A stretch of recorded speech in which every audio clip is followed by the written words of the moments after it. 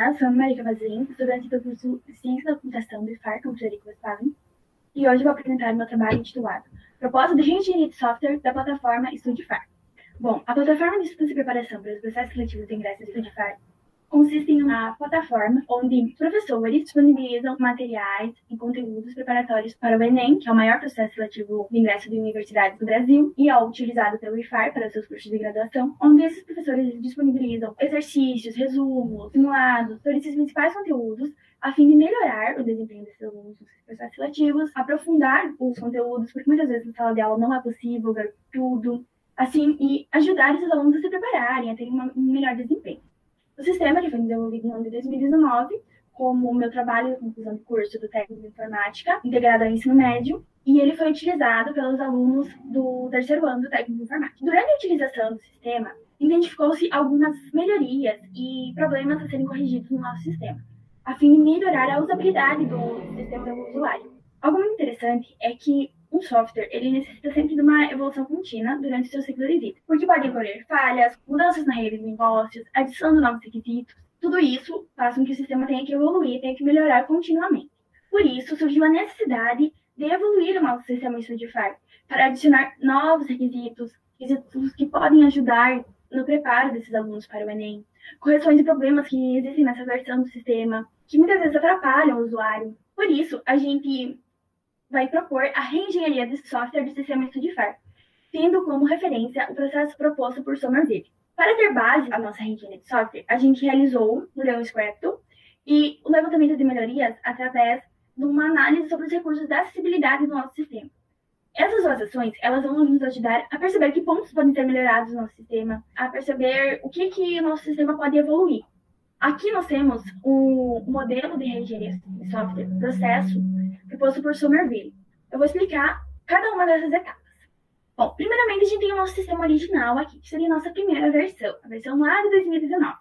Com esse sistema, a gente vai olhar o código dele, pegar o nosso sistema e olhar o código dele, para fazer a conversão do código-fonte. O que seria isso? A gente tiraria esse código e veria qual linguagem foi feita. Se é uma linguagem mais antiga, que não é tanto utilizada, a gente pode fazer uma nova versão, uma linguagem mais recente, mais moderna. Se ele já está numa linguagem mais moderna, a gente pode colocar o sistema numa versão mais recente dessa mesma linguagem que ele foi construído. Com esse passo pronto, a gente tem duas etapas que podem ser feitas. A primeira delas consiste na engenharia reversa, que consiste em olhar o sistema e extrair as informações de organização, de funcionalidade do nosso sistema. A segunda etapa que pode ser feita é o aprimoramento da estrutura desse programa. O que consiste? A gente vai analisar e modificar as estruturas de controle do software e modificá-las com a finalidade de deixá-lo mais fácil de ler e entender. Com essas duas etapas prontas, a gente vai ir para a nossa quarta etapa, que é a modularização do programa.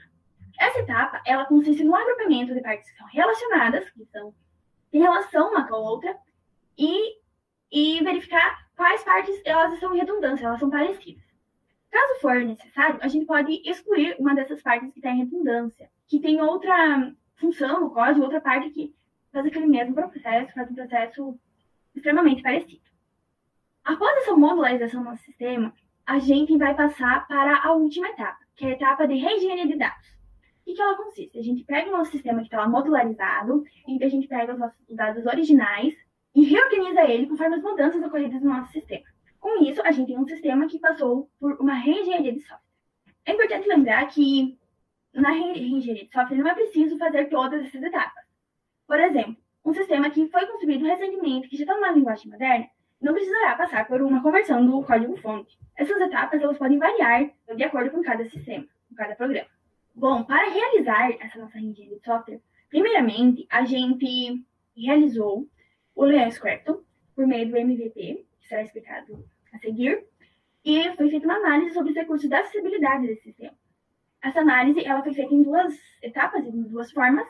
A primeira foi a automática, que foi por meio de um software, e a manual, que foi por meio do checklist, onde usuários utilizaram o sistema e responderam algumas perguntas sobre as funcionalidades do mesmo. Bom, aqui a gente tem o Canva do MVP, do Leon Scrapton. Eu vou explicar agora o que é o Leon Scrapton e o que é o MVP. Leon Scrapton, ele é uma etapa onde se faz o levantamento das necessidades do sistema. Ela propõe a concepção do MVP, que é o produto mínimo viável, que é uma versão mais simples do nosso sistema, com um conjunto de funcionalidades que fazem com que ele seja bem utilizado, que os usuários consigam utilizar ele com facilidade. O MVP, ele promove um desenvolvimento interativo e incremental, onde você vai desenvolvendo o seu sistema com base em resultados iniciais, na utilização dos usuários. Bom, aqui a gente tem o nosso Canva do MVP e aqui a gente tem algumas informações importantes para o desenvolvimento, para as melhorias do nosso sistema. A gente tem as principais funcionalidades dele, o que precisa ter para ele ser utilizado. Por exemplo, aqui a gente tem adicionar, cadastrar uma videoaula. É algo que não estava no sistema anterior, que foi adicionar, que é algo que ajuda os alunos, ajuda esses estudantes a aprenderem mais fácil, porque tem muitos alunos que não gostam de ler um resumo, eles preferem ouvir. Então, é uma possibilidade maior desses alunos estudarem. A gente tem também cadastrar exercícios, visualizar exercícios, cadastro dos alunos. Todas essas funcionalidades que são importantes para o nosso sistema funcionar direitinho, atender o seu objetivo. Aqui a gente tem as nossas personas, que são nossos principais usuários. A gente tem um exemplo, que é o Luiz, que é um professor do UFAR, e a Carol, que é uma aluna do ensino médio. Aqui a gente tem as principais jornadas, que seriam tantas coisas que o usuário poderia fazer no sistema. Por exemplo, o Luiz, ele pode se cadastrar no sistema, ver conteúdos, adicionar um vídeo. Por exemplo, a Carol, ela se cadastra no sistema, seleciona a disciplina que ela quer estudar e seleciona uma matéria para leitura. E outras informações que são importantes para o desenvolvimento do nosso sistema. Aqui, nós temos a avaliação sobre os recursos e funcionalidade. A gente tem os resultados da avaliação automática. A avaliação automática ela foi feita através de uma ferramenta que valida códigos HTML e CSS com base nos padrões web do W3C, que são utilizados e reconhecidos internacionalmente, e o EMEG, que é o modelo de acessibilidade do governo eletrônico. E esse é o modelo disponibilizado pelo governo. Nessa avaliação, nosso sistema teve uma nota de 75,89 pontos, e as sessões que tiveram mais erros foram as sessões de marcação, comportamento, que seria uma função do nosso sistema, conteúdos e informações, que seria um texto que está lá no nosso sistema, um exercício, e a questão do formulário, que seria um cadastro para o professor cadastrar um exercício, ou formulário para o aluno, para o professor se cadastrar no sistema. As principais sugestões e melhorias são organizar o código HTML de forma lógica e semântica, utilizar corretamente os níveis de cabeçalho, fornecer um transferir direto um pouco de conteúdo, garantir que os objetos programáveis eles sejam acessíveis para o usuário na seção de conteúdos e informações, fornecer legendas ou audiodescrição para imagens ou textos, e a seção do formulário, que seria associar as etiquetas de um campo e agrupar os campos no formulário. O que seria isso? A gente tem lá um campo para escrever o nome. Esse campo tem que estar etiquetado. Já a avaliação manual, ela foi feita por meio de checklist constituída a partir do modelo EMEG e foi respondido por estudantes e professores do curso do técnico de informática integrado ao ensino médio, onde eles utilizaram as principais funcionalidades do sistema e responderam 6 perguntas sobre ele. Aqui a gente tem os dados desse checklist. Eu vou explicar rapidamente o que é cada questão. Na questão número 1, foi perguntado se os elementos da página estavam utilizados com seu propósito real. Na questão 2, ela perguntava sobre a existência de descrições para informações visuais que transmitem algum conteúdo. Então, essas descrições elas estão corretas. Na terceira questão, foi perguntado sobre a existência de alternativas para que usuários que tenham deficiência auditiva ou visual consigam utilizar o sistema. A própria alternativa em Libras no sistema, nesses conteúdos. A quarta questão era sobre se o uso de cores estava correto no sistema. Se havia autocontraste, se uma cor ela estava sendo utilizada para chamar atenção para um determinado conteúdo, algo importante, que isso muitas vezes pode prejudicar algum usuário.